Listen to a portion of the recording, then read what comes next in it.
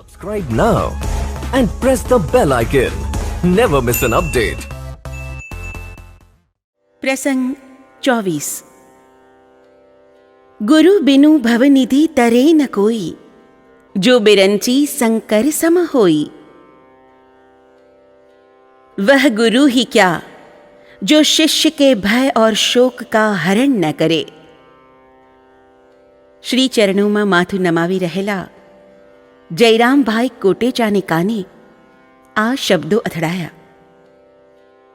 પ્રવચન દરમિયાન સહજ રીતે બોલતા હોય એમ એ શબ્દો ઉચ્ચારીને પૂજ્યશ્રીએ જાણે એમનું સ્વાગત કર્યું। વાક્ય તો હતું સાવ નાનકડું, પરંતુ એમના હૃદયમાં કોતરાઈ ગયું। તેઓ શ્રી મુંબઈ અંધેરીમાં દિવસો સુધી રહ્યા। રોજ સવાર સાંજ સત્સંગ થતો। જયરામભાઈએ ત્યાં જવા માંડ્યો। ત્રીજે દિવસે એમને જમનાદાસભાઈ પટેલનો પરિચય થયો। જમનાદાસભાઈએ આખી જિંદગી સાધુ સેવામાં જ વિતાવેલી છે। એમને ત્યાં અનેક સંત મહાત્માઓ અવારનવાર પધારે અને જમનાદાસભાઈ તથા એમના પત્ની ગોદાવરી બહેન એમની સેવા શુશ્રૂષા કરે। એમાંના કોઈ સત્પુરુષની શુશ્રૂષાના ફળ સ્વરૂપે એમને પૂજ્યશ્રીની પધરામણીના લાભની પ્રાપ્તિ થઈ। જમનાદાસભાઈ સંત મહાત્માઓનું પૂરું સન્માન કરે। એ 2 આના આપીને કરાવેલી પોતાના 56 ઇંચના સફેદ ડગલાની ઇસ્ત્રી બગાડીને પણ બધાને સાષ્ટાંગ દંડવત પ્રણામ કરે। પરંતુ હોશિયાર પૂરેપૂરા 2 દિવસમાં જ એમની ચકોર નજર ઓળખી કાઢે કે મહાત્માજી અસલી છે કે નકલી। કારણ કે સાધુનો વેશ તો લઈ શકાય, પરંતુ સાધુનું સ્વરૂપ બની શકાય નહીં। સાધુનો સ્વાંગ સમજવામાં મુશ્કેલી નથી, મુશ્કેલી તો સંત સ્વરૂપના ગુણધર્મ ગ્રહણ કરવામાં છે। મહાત્મા વેશધારી છે એવી પાક્કી ખાતરી થઈ જતા એ એવું વાતાવરણ ઊભું કરે કે મહાત્મા તરત જ ત્યાંથી પોબારા ગણી જાય। પૂજ્યશ્રી એમની આવી ચાતુરી પર ખૂબ હસે। જમનાદાસભાઈ એમને દંડવત કરે ત્યારે ઘણીવાર મજાકમાં પૂછે, જમનાદાસભાઈ, यह दंडवत मरजियात है कि फरजियात? असली महात्माने मरजियात दंडवत करवाना होय અને નકલીને ફરજિયાત। જમનાદાસભાઈ શ્રી ચરણોને આંખથી સ્પર્શ કરીને પાછા ચશ્મા પહેરતા બોલી ઉઠે, ના ના બાપુ, મરજિયાત હો, આપને તે કદી ફરજિયાત દંડવત હોય? અને રૂમમાં હાસ્યનું એક મોજું ફેલાઈ જાય। પૂજ્યશ્રી ભક્ત મંડળમાં એમની ઓળખાણ હંમેશા સંત સમાજના સીઆઈડી તરીકે આપે। ગુનેગાર ચબરાક અને વિચક્ષણ સીઆઈડીની નજરમાંથી છટકી શકે તો ઠગ સાધુ જમનાદાસભાઈને છેતરી શકે। આવા જમનાદાસભાઈને જયરામભાઈ સાથે વિવાદ થયો। જમનાદાસભાઈ હનુમાન ભક્ત, એમણે કહ્યું, હનુમાનજીની સેવા પૂજા કર્યા વિના ભગવાન રામના દર્શન ન થાય। તરત જ રામ ભક્ત જયરામભાઈએ વિરોધી સ્વરમાં જણાવ્યું, પણ ભગવાન રામ સાથે જ સીધી ઓળખાણ કરી લઈએ તો હનુમાનજીની શી જરૂર રહે?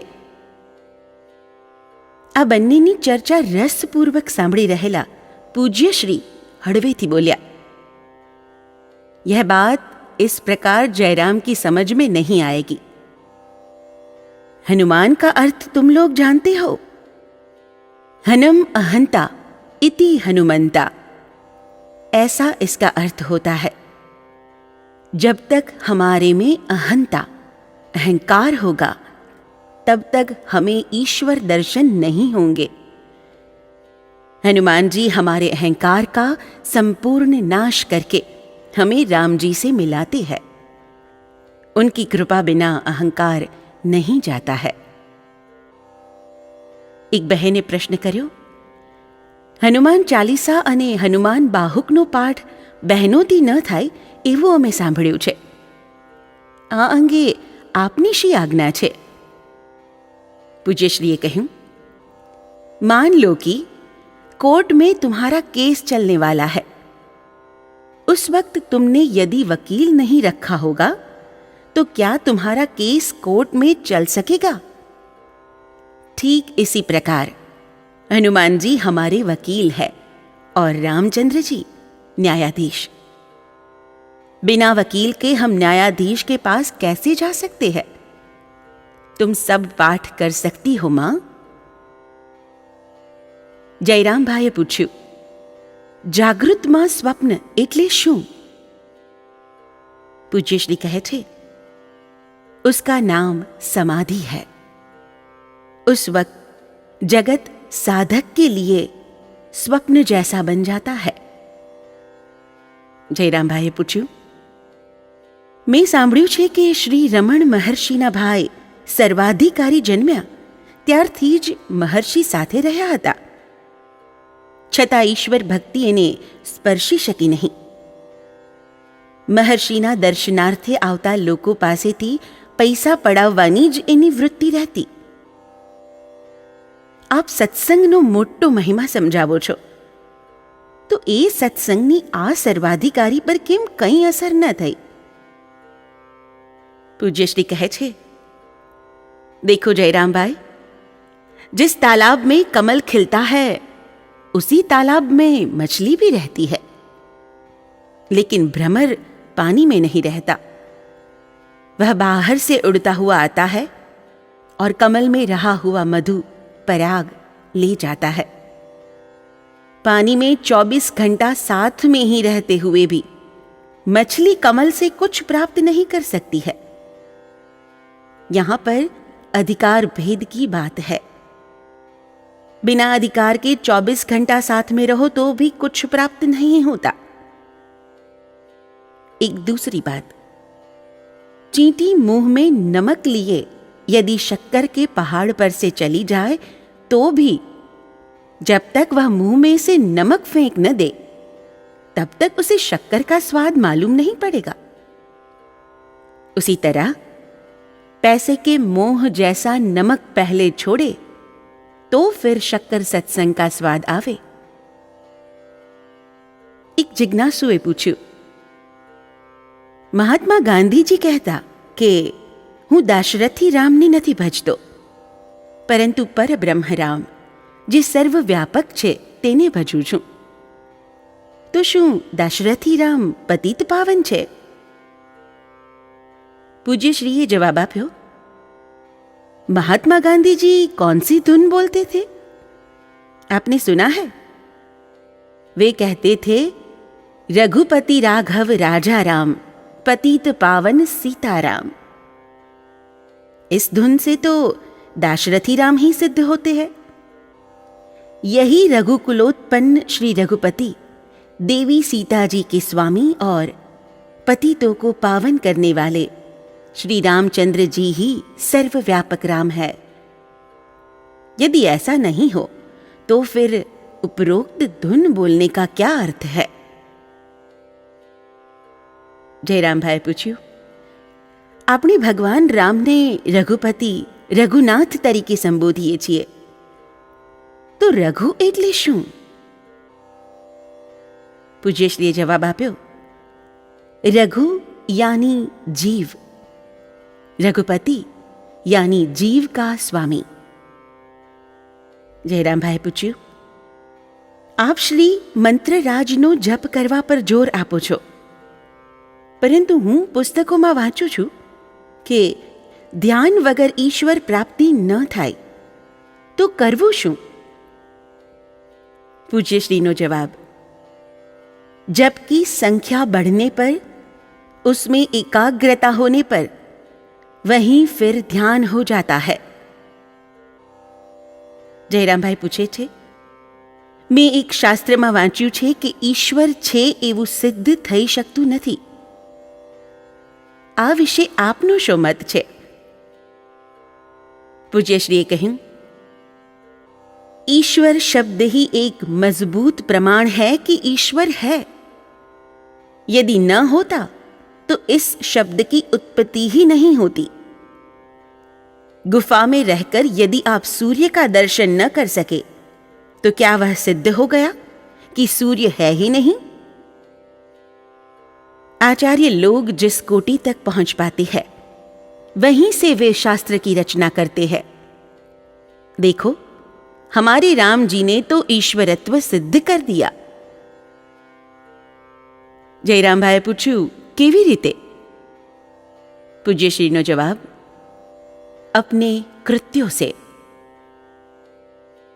એક જિજ્ઞાસુ બોલ્યા, આર્ય સમાજીઓનું કહેવું છે કે નિર્ગુણ નિરાકાર બ્રહ્મ સગુણ સાકાર ન થઈ શકે।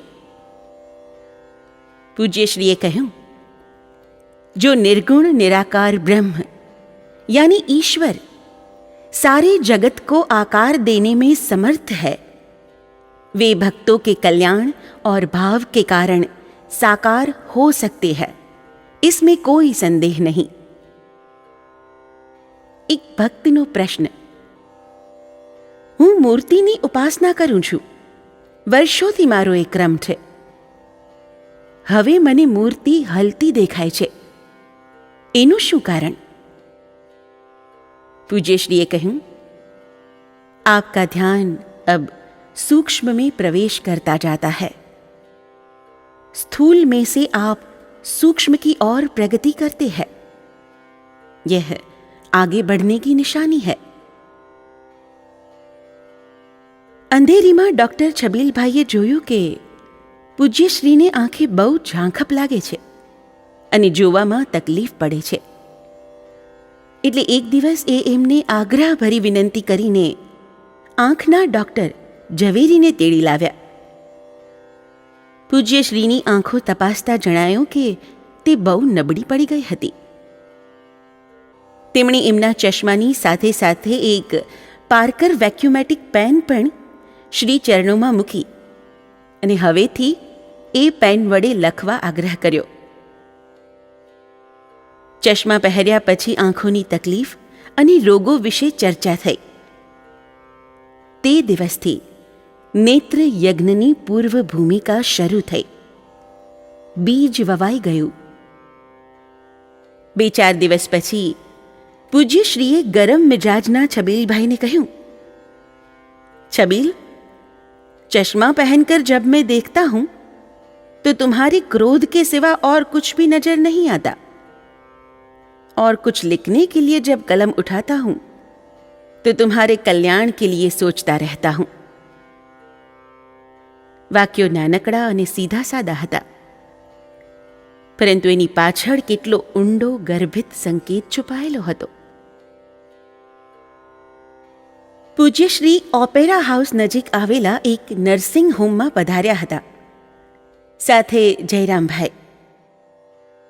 ત્યાં એક બ્રહ્મચારીજી મહારાજ નામના મહાત્મા ખૂબ બીમાર હાલતમાં પડેલા। આ મહાત્મા ધ્યાન યોગ અને ખેચરી મુદ્રાના અભ્યાસી હતા। એકાંતવાસમાં રહીને યોગાભ્યાસ કરતા।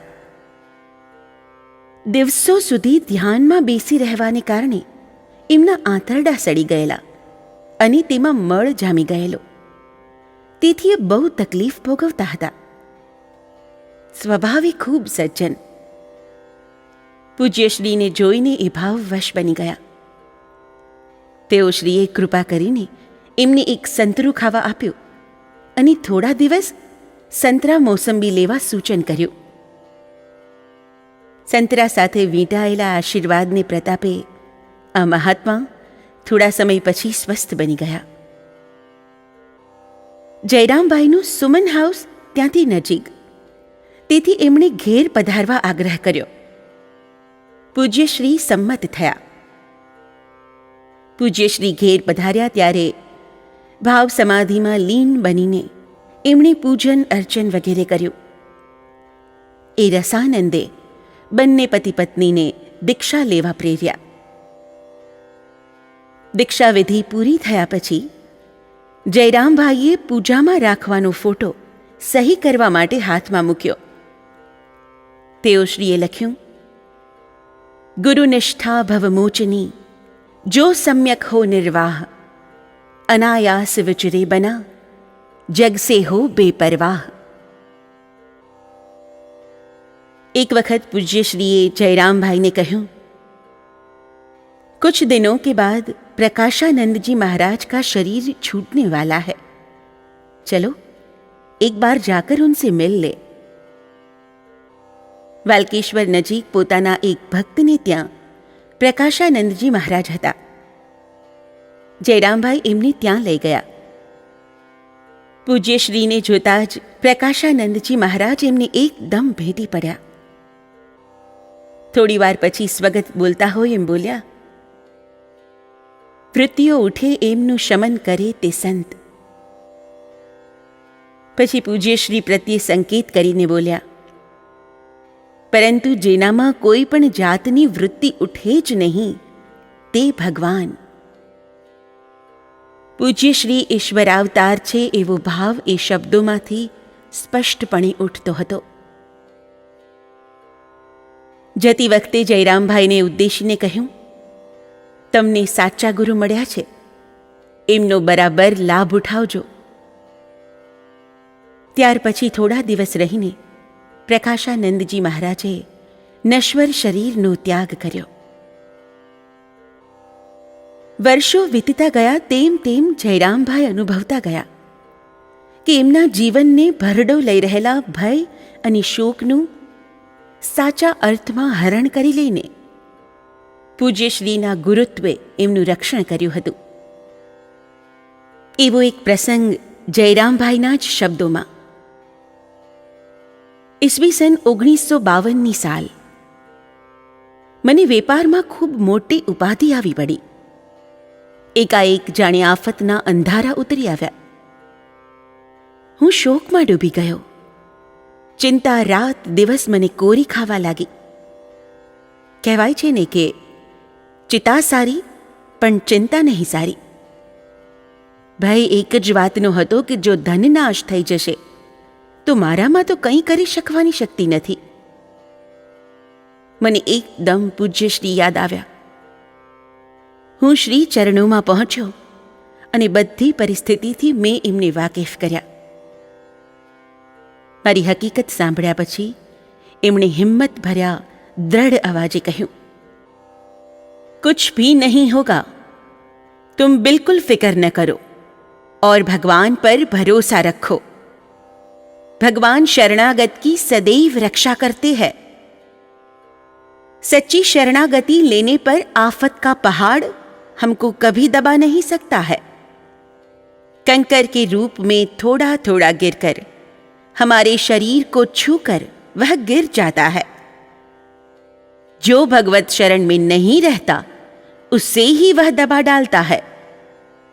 ईश कृपा और गुरु कृपा इस प्रकार हमारे जीवन में काम करती रहती है और आफत से हमारी रक्षा करती रहती है.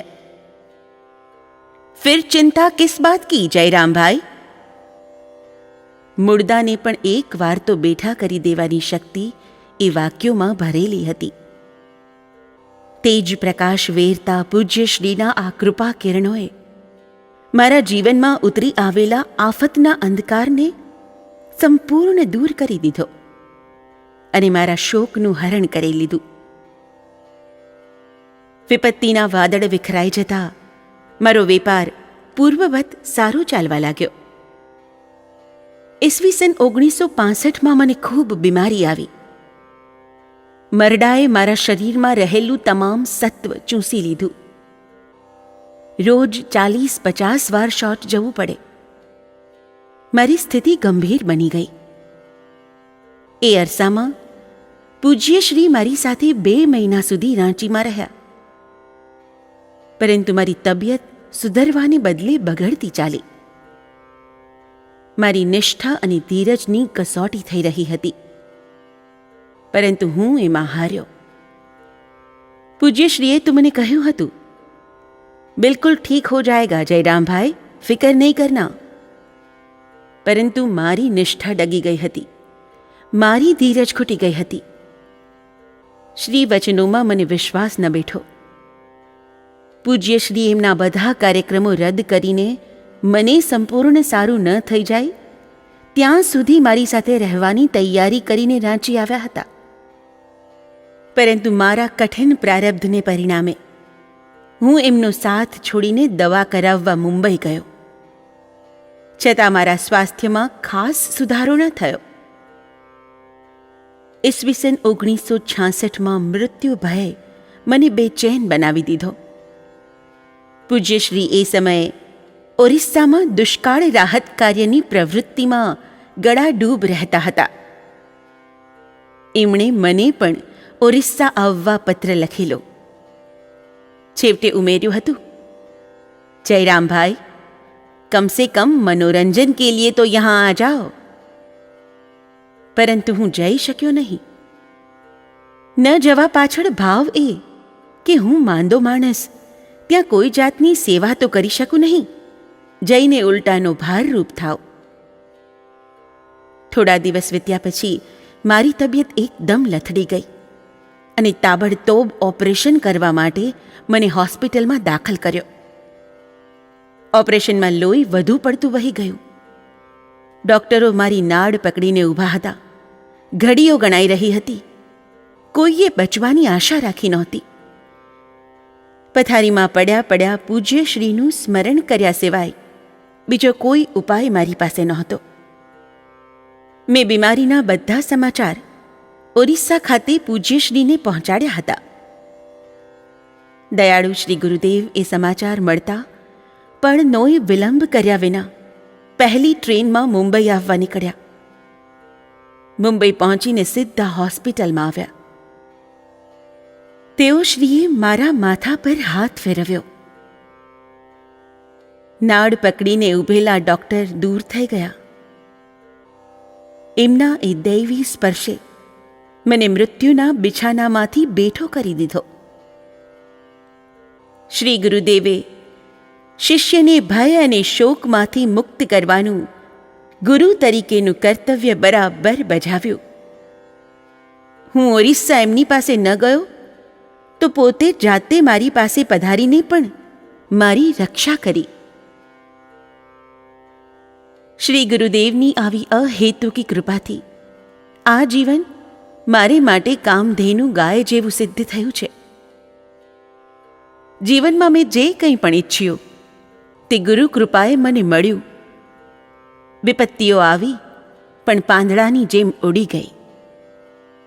જીવનમાં મને શારીરિક પીડાને બાદ કરતા કોઈ દુઃખ નથી, અને આ શરીર દુઃખ પણ મારી નિષ્ઠાની કમીને કારણે ચાલુ રહ્યું છે. મેં પૂજ્યશ્રીની આજ્ઞાની અવગણના ન કરી હોત અને હું એમની ઈચ્છા મુજબ એમના સાનિધ્યમાં રાંચીમાં રહ્યો હોત તો ચોક્કસ આજે આ શારીરિક પીડામાંથી પણ મુક્ત બન્યો હોત. પૂજ્યશ્રીએ ખાસ મને ઉદ્દેશીને લખી આપેલા સ્વરચિત દોહા, ગુરુનિષ્ઠા ભવમોચની જો સમ્યક હો નિર્વાહ, અનાયાસ વિચરે બના જગસે હો બેપરવાહ નો બોધ વિસરી ગયો તેનું જ આ પરિણામ છે. તીરથ નહાએ એક ફલ, ગુરુ મિલે ફલ ચાર, સદગુરુ મિલે અનેક ફલ, કહે કબીર વિચાર. સર્વે ત્રહ સુખિનઃ સંતુ, સર્વે સંતુ નિરામયાઃ, સર્વે ભદ્રાણિ પશ્યન્તુ, મા કશ્ચિદ દુઃખમાપ્નુયાત. જય ગુરુદેવ, જય Siyaram. Subscribe now and press the bell icon. Never miss an update.